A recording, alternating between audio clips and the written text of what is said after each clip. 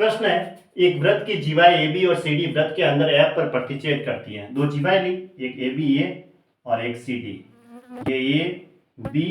और ये C D ये एफ पर प्रतिच्छेद करती है और सर्किल इसके ऊपर होगा, है ना, सर्किल में, क्योंकि एक वृत्त की जीवाएं हैं ए बी और सी डी ऐसे एफ पर प्रतिच्छेद करती हैं। यदि रेखाखंड ए एफ की वैल्यू दे रखी है 2.4 और बी एफ की जो वैल्यू है 1.8 सेंटीमीटर और सी डी का मतलब ये पूरी दे रखी है, इसने पूरी दे रखी है यहाँ से यहाँ तक सी डी बराबर कितनी दे रखी है 5.7 सेमी। तो रेखाखंडों सी एफ और डी एफ में जो सी एफ और डी एफ जो रेखाखंड है ना, इसमें से बड़े रेखाखंड की लंबाई सेमी में क्या है, तो बड़े रेखाखंड की लंबाई है वो ऑप्शन से ही होगी। ये तो क्लियर है, ऑप्शन से होगी, है ना। तो अब देखो ऑप्शन में भी सब में क्या है, एक अंक के बाद दशमलव है, एक अंक के बाद दशमलव, और इसमें भी सबके अंदर एक अंक के बाद दशमलव है। हमारा रूल इसमें क्या कहता है, ए एफ गुणा एफ डी करते हैं बराबर सी एफ गुणा एफ डी होता है। ऐसे ही होता है, सर्किल के अंदर दोनों जीवा एक दूसरे को काटती है तो ये गुणा ये बराबर ये गुणा ये, ऐसे होता है बराबर में।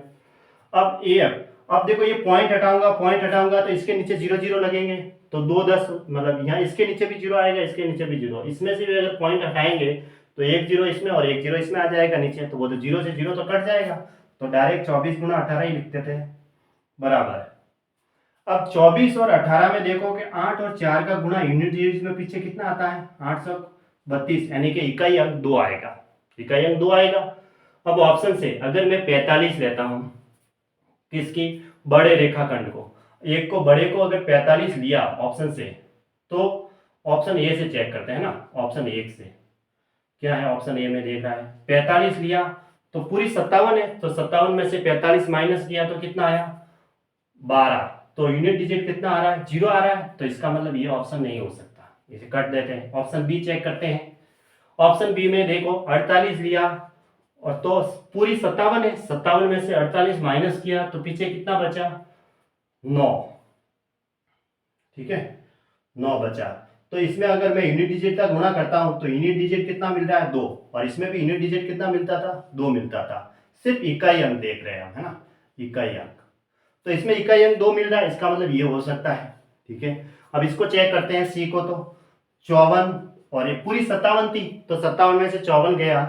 तो 3 रहा। अब इसको तो गुणा करते हैं, 24 को अगर 10 से भी गुणा करते हैं तो 240 होता है, तो 54 गुणा 3 है वो नहीं हो रहा है बराबर 240 से, तो ये तो बहुत कम पड़ रहा है, मतलब नॉर्मली देखे तो इसका मतलब हालांकि इसका यूनिट डिजिट तो आ रहा है 2, लेकिन इतना थोड़ी हो पाएगा, 24 गुणा 18 कितना होता है, बहुत ज्यादा हो रहा है, 54 गुणा 3 से तो बराबर नहीं हो पाएंगे, तो इसका मतलब ये ऑप्शन भी नहीं हो सकता। अब इसको चेक करते हैं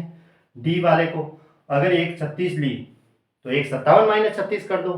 दूसरी कितनी होगी 7 में से 6 गया तो 1 और 5 में से 3 गया तो 2, यूनिट डिजिट कितना आ रहा है 6 आ रहा है, इसका मतलब ये ऑप्शन भी नहीं हो सकता, तो इसका मतलब ऑप्शन बी सही है, सीधी सी बात है, ऐसे चेक कर सकते हैं, है ना, ऑप्शन बी सही है,